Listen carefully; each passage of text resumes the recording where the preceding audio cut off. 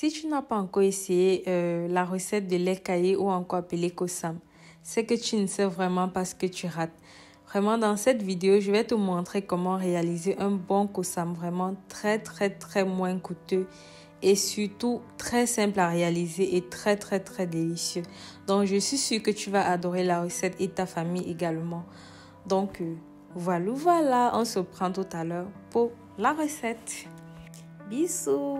Welcome back to Dany Cuisine the Best. Hello les cookies, j'espère que vous allez bien. Nous allons réaliser aujourd'hui comme ça une très bonne recette de lait caillé sans lait en poudre. Donc si tu passes par là pour la première fois, je te prie de t'abonner sans toutefois oublier de cliquer sur la cloche des notifications. Pour la recette, tu auras bien évidemment besoin de yaourt nature 3,5% gras. Donc voilà, c'est très important. Et tu auras également besoin de lait liquide bien sûr 3,5% gras. Donc c'est également très important. Et ensuite comme ça tu auras besoin comme ça du lait non sucré 7,5% de matière grasse. Donc voilà.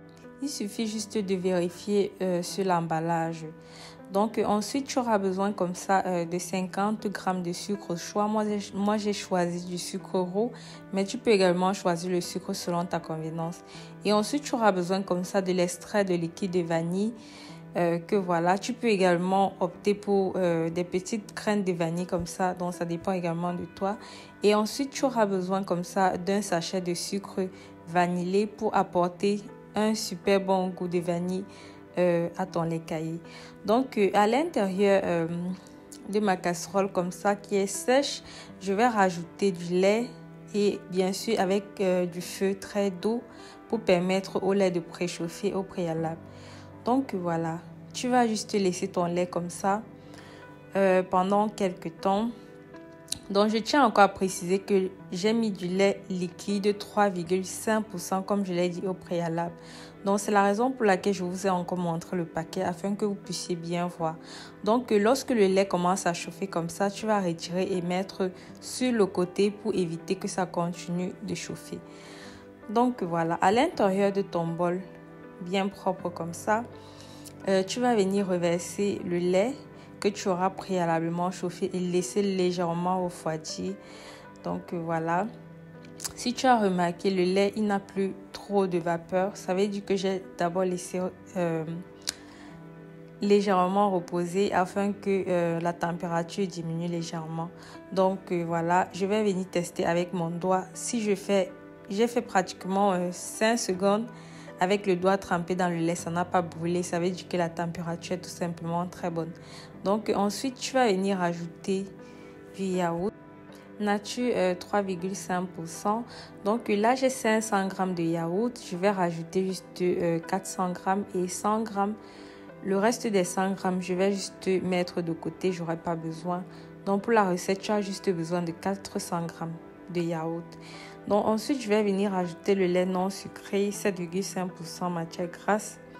Donc là, je vais reverser juste tout le paquet de lait non sucré, autant pour moi, dans ma préparation. Je tiens à préciser que le lait doit être encore chaud. Je ne dis pas brûlant, mais chaud. Je tiens simplement à préciser que l'étape du test de la température est très importante pour la fermentation du yaourt. Ensuite, tu vas venir ajouter ton sachet de sucre vanillé. Comme ça, tu vas renverser tout le sachet à l'intérieur de la préparation et tu vas venir mélanger toute la préparation bien mélanger. C'est également très important pour que les ingrédients se mélangent entre eux afin que le mélange soit très bien homogène. Donc comme je le disais précédemment, c'est très important. Et ensuite, à l'aide d'un papier film comme ça, tu vas venir couvrir ta préparation. Ceci va permettre à la chaleur de bien se concentrer dans le mélange et ça va permettre une bonne fermentation du yaourt. Donc, ça va provoquer une réaction de chaleur lorsque vous allez conserver votre yaourt et ça va produire une bonne fermentation. Donc, à l'intérieur d'un tissu, tu vas juste venir recouvrir la surface de ton bol Et ensuite, je vais mettre comme ça ma préparation dans le four. Je tiens à préciser que le four, il est éteint. C'est pas du tout allumé. Donc là, je vais fermer le four et on va se revoir le lendemain. Donc, il y a les cookies. Nous voici dans le lendemain pour continuer avec notre recette. Donc, comme vous l'avez remarqué, il y a de la chaleur qui s'est évaporée et qui est restée sur notre papier film, bien évidemment. Donc là, nous allons juste remarquer que le yaourt s'est super bien fermenté et que la texture est devenue bien visqueuse et lourde. Donc voilà, comme tu peux le remarquer. Honnêtement, ce lait caillé a vraiment réussi et ça sent tellement bon. C'est trop bon en fait. Donc, si tu n'as pas encore essayé cette recette, je sais vraiment pas ce que tu attends pour l'essayer. Regarde comment la texture est bien visqueuse. Regarde, honnêtement. Regarde.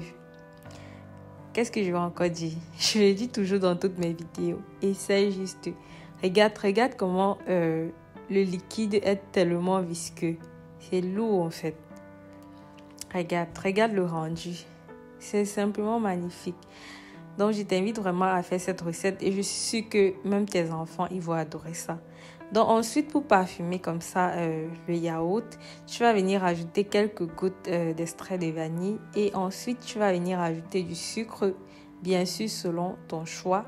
Tu peux également décider de ne pas en rajouter. Ceci dépend tout simplement de toi. Donc, voilà, rajoute simplement ce que tu consommes. Si tu ne consommes pas de lait, tu peux également opter pour du lait sans lactose, mais ça doit également avoir une teneur en matière grasse de 3,5%. Donc voilà, pour que le yaourt puisse bien se fermenter. Voilà. Donc tu vas encore bien mélanger comme ça le sucre avec la vanille afin que tout ceci puisse bien se parfumer et bien être mélangé et que la texture soit vraiment homogène comme tu es en train de le voir dans la recette.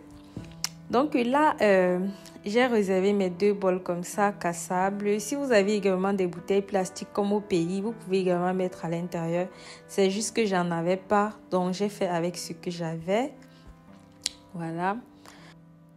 À l'aide d'un gobelet ou bien d'une assiette ou d'un bol, tu vas venir comme ça remuer encore bien le lait, bien mélanger encore avant de commencer à reverser à l'intérieur de ton bocal ou encore de la bouteille que tu possèdes. Tu peux également décider d'en mettre dans les petites plastiques comme on le faisait au pays.